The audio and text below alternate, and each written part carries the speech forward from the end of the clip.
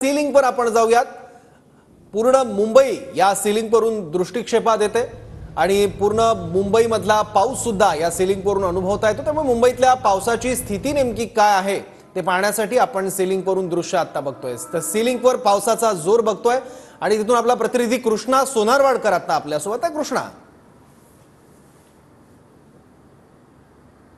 सौरभ, आपण पाहतो की पश्चिम उपनगरात त्याचबरोबर पूर्व उपनगरात सुद्धा सकाळपासून मुसळधार पाऊस जो आहे तो पडतो आहे आणि पुढचे काही तास अशाच पद्धतीने मुंबईमध्ये पाऊस पडेल, त्याचबरोबर मुंबईच्या आसपासच्या परिसरामध्ये पडेल अशा पद्धतीचा इशारा हवामान खात्याने दिलेला आहे। आणि सध्या आपण वरळी सीलिंगवरची दृश्य आपण पाहतो आहोत।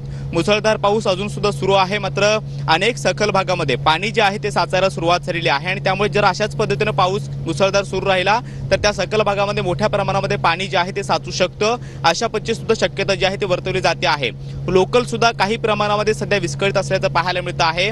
मध्य रेल्वे त्याचबरोबर पश्चिम रेल्वे 5 ते 10 मिनिटं उशिरा धावत आहेत आणि हार्बर रेल्वे सुद्धा जवळपास 10 ते 15 मिनिटं उशिरा धावत आहेत आणि त्यामुळे मुंबई महानगरपालिका आणि जी प्रशासकीय यंत्रणा आहे ती सध्या अलर्ट आहे। मुंबईमध्ये अशाच पद्धतीची पावसाची जर संततधार राहिली तर सखल भागामध्ये पाणी साचून वाहतूक विस्कळीत होऊ नये यासाठी त्या पाण्याचा वेळीच निचरा व्हावा यासाठी वेगवेगळी यंत्रणा सुद्धा काम करते आहे। मुंबई महानगरपालिकेचे अनेक कर्मचारी स्वतः रस्त्यावरती आहेत, त्याचबरोबर योग्य ती खबरदारी सुद्धा घेत आहेत। आणि पश्चिम उपनगरातलं जर दृश्य जर पाहिली तर सध्या वरळी सीलिंगवरची ही दृश्य आहेत आणि अंधेरी परिसरामध्ये सुद्धा अजून सुद्धा जोरदार पाऊस जो आहे तो पाहायला मिळतो आहे आणि त्यामुळे अंधेरी सबवे असेल किंवा आणखी काही सखल भाग असतील तिथल्या पाण्याचा निचरा करण्याचे प्रयत्न हे प्रशासनाकडून मुंबई महानगरपालिकेच्या सुरू आहेत। त्यांचे कर्मचारी अनेक जे मॅनहोल्स आहेत ते ब्लॉक होऊ नयेत आणि पाण्याचा निचरा हा वेळीच व्हावा यासाठी स्वतः त्या ठिकाणी तैनात आहेत। आणि त्यामुळे हवामान खात्याने वर्तवलेल्या अंदाजानुसार जर पुढचे काही तास अशाच पद्धतीने पाऊस राहिला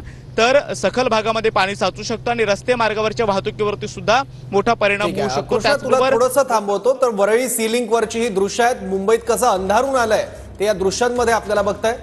प्रचंड मोठ्या प्रमाणात पाऊस मुंबईत पडण्याची शक्यता सध्या दिसते आणि रात्री बसूनच पावसाची हजेरी मुंबईत पाहायला मिळते आणि सकाळी पावसाचा जोर वाढलेला होता आणि पावसाचा हाच जोर जर मुंबईत आणखी वाढला तर